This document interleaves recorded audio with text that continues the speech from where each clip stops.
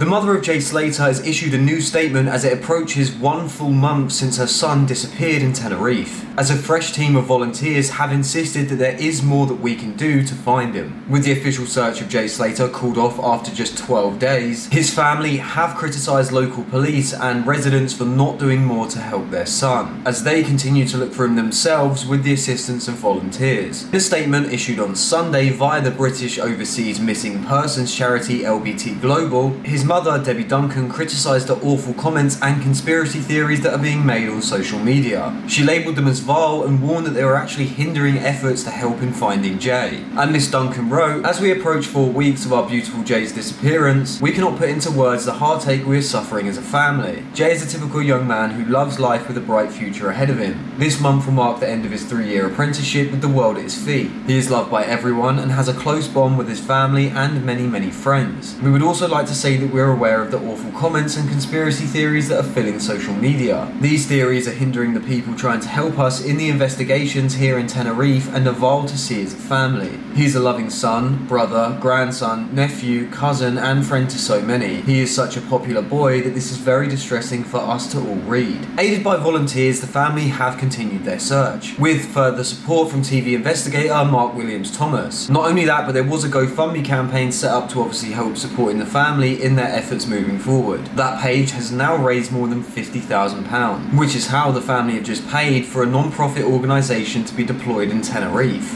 A non-profit organisation based in the Netherlands has deployed a team of 5 people and 4 dogs to the island, with a 6th person due to leave on Monday, a move in which Miss Duncan said has taken a lot of planning. Marieke Krans, one of the volunteers, spoke to the media from Brussels airport as the team prepared to board their flight. So the organisation itself actually has about 20 years of experience in searching for missing people, and it's actually them that contacted Mr. Slater's family regarding the case. Miss Krans said that they will be deploying and using drones throughout the search, subject to flight permissions being granted by the local authorities. When asked about the team's chance of finding Mr. Slater after the official search efforts ended unsuccessfully, she went on to state, "We are very committed to come and we are confident in the dogs and ourselves. Our dogs are trained to find people, both alive or dead, and have more skills. They can search underwater and up mountains, wherever it may be. They're really creative and that means that there's more that we can do, and we will go where the dogs lead us." Ms. Krans said that the organisation is active every few days conducting searches all over the world, including for people who were left behind after earthquakes or other natural disasters. She also said that her team was recently involved in working on a cold case over in Austria. Upon arrival, Ms. Krans and her team will learn as much information from Ms. Duncan and Spanish authorities as possible, and said that the team was aiming to conduct a search for roughly around 5.5 days. One of the problematic situations is it's very late in Jay's case to be deploying this team. I'm hoping and praying that they become successful in their efforts, as because of the fact that one of Jay's friends said that he'd slipped, ended up in a ditch and had cut his leg on a cactus. And this gives us some kind of hope or indication that potentially one of these dogs might be able to get on some kind of track regarding blood found from Jay, as somewhere in those mountains is a small proportion of Jay's DNA, and that's really rare for a missing persons investigation, to have a literal part of the case where an individual's DNA is left at a point that could be crucial in finding them later on. I've also seen a lot of rumour online about them finding Jay Slater's phone, potentially around a beach somewhere, but I haven't seen this publicised or even said by the family or anyone that's actually close to the case. This could have been a potential thing where just the rumours gotten out of hand over time, but it's not officially been stated that they found Jay's phone yet. And I think if they did in this case, this would quite clearly be headline news, and by now we would have heard about it, as opposed to the information that we've got currently regarding that issue. But that's it from me, just a quick update regarding the Jay Slater case. As always, like and subscribe as it really helps out the channel, and hit that post notification bell if you want to stay up to date with everything regarding the Jay Slater case or just true crime in general. As always, thanks for watching.